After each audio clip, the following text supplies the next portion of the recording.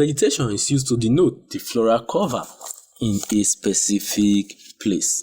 This floral cover can range from grasses, shrubs, hardwood that are either coniferous or deciduous in nature. But in Nigeria, such plant cover range from mangrove plants, grasses to hardwood like iroko, obeche, and mahogany.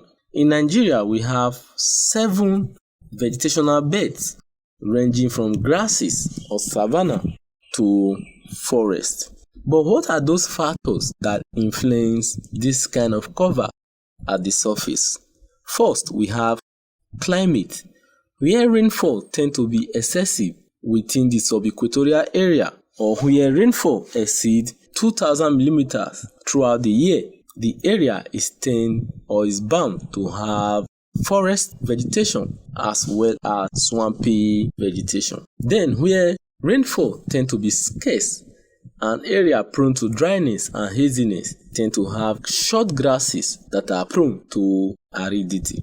Soil can also contribute to the vegetation that is found in the place. Alluvial soil, loamy soil tend to produce hard vegetation or hard floral cover with wood that are either deciduous in nature, tall with buttress roots and hard trunks, while soil like sandy soil and other loose soil tend to produce shrubs and grasses. Relief also contributes to the type of vegetation that can be found in a place. Where there is a high mountain, mountains tend to serve as geographical barrier in precipitation.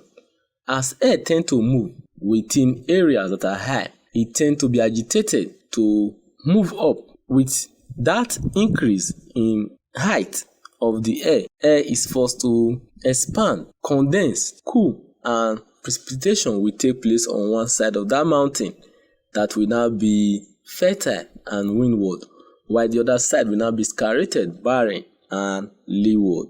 So on the windward side, the vegetation will either be woody or in abundance, evergreen and luxuriant, while on the other side, there will now be semi-aridity. Others are human activities on the surface like farming that tend to cause deforestation and rampant aridity. So what are those vegetational beds that we have in Nigeria?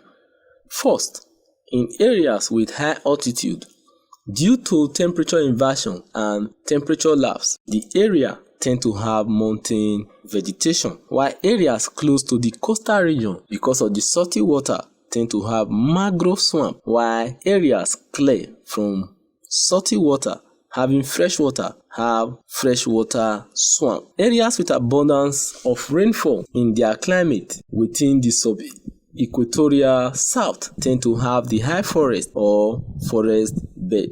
Moving up north, because of the scarcity of rainfall and dryness that tend to take over the area, we have 3 grass beds that tend to reduce in their height. So we have the Guinea savanna, Sudan savanna, and Sahel savanna. Let's now see the characteristics of those beds. The salt water of the coast tend to produce mangrove swamp as you move from an extent within the coast inland from 3 km to 50 km inland. The plants that we have there are mostly mangrove and other plants that have breathing roots. That means their roots can survive in salt water as they tend to store up food material in their roots that are up instead of inside the ground. Such areas have slit or swampy soil with sub-equatorial climate. Examples are Lagos, Rivers, Bayelsa, Bomadi. As we move upward from 50 kilometers to like 200 kilometers inland, we have freshwater swamp in the sub-equatorial areas. Such equatorial areas tend to have raffia palm, oil palm growing naturally, while the place can be used for rubber estate. Such areas have loamy soil or alluvial soil within the Niger and Benue trough. Examples of such areas are Sapele, Koko, and Cross River. Moving up from there to 400 kilometers inland southeast and southwest, we have the high forest. In the high forest, we have luxuriant growth of vegetation that is evergreen, where rain tend to be abundant all year round. In such places, we have hardwood, climbers, epiphytes, and others like iroko, obeche, mahogany, and other plants. So this area marks the zone or the limit for food crop and cash crops. It has a very good loamy soil and alluvial soil. Oyo, Ogun, Abeokuta. Moving up to where we have mountains, plateaus like North Central Plateau, Adamawa area, and other areas.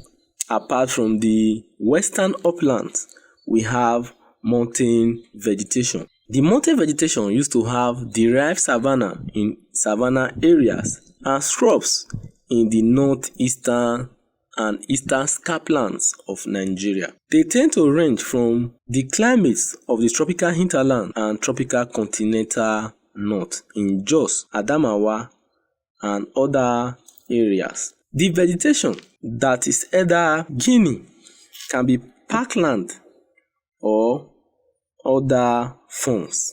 Moving up, we have the Guinea savanna in an extent of 400 to about 600 kilometers inland.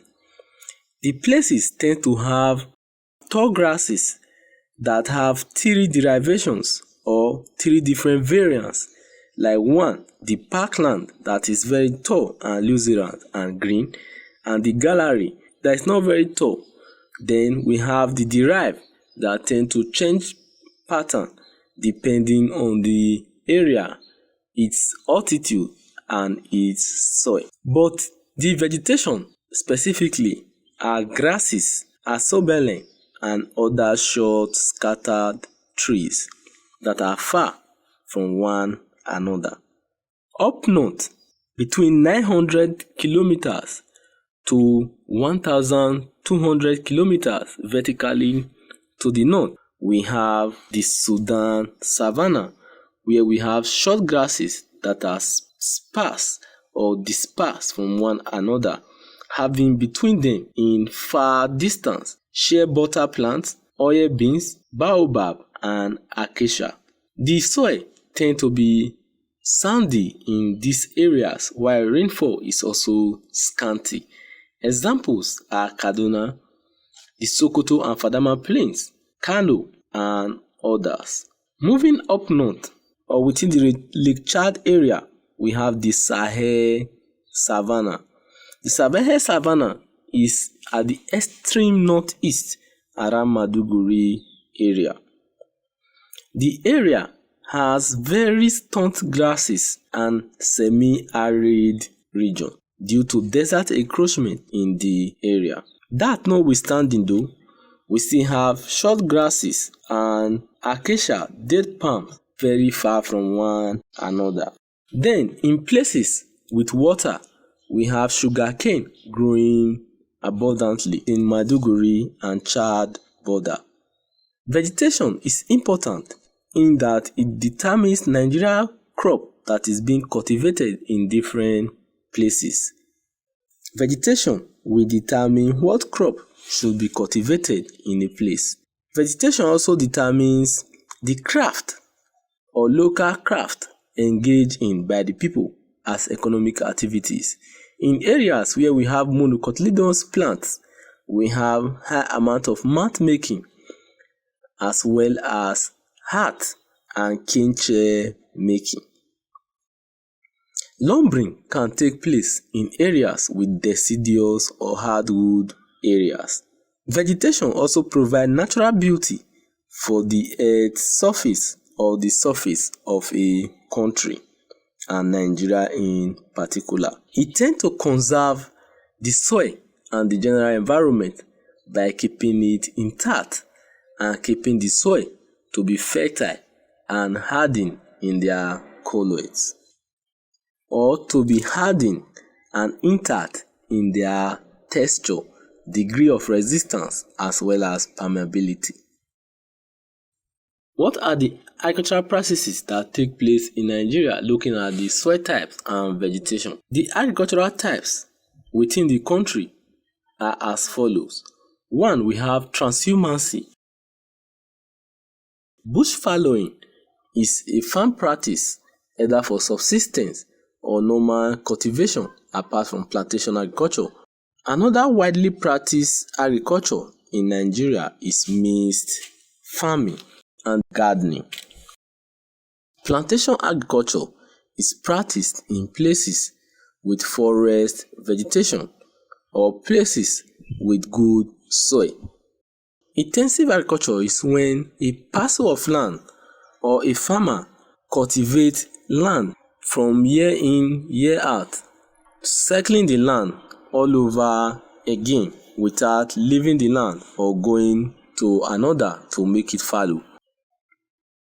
Then we also have pastoral farming or pastoral agriculture. Then we have terrace agriculture in areas where we have highland like plateaus or mountains. So I hope you understood all that have been discussed in this lesson. So take your quiz seriously and the assignment attached to this lesson.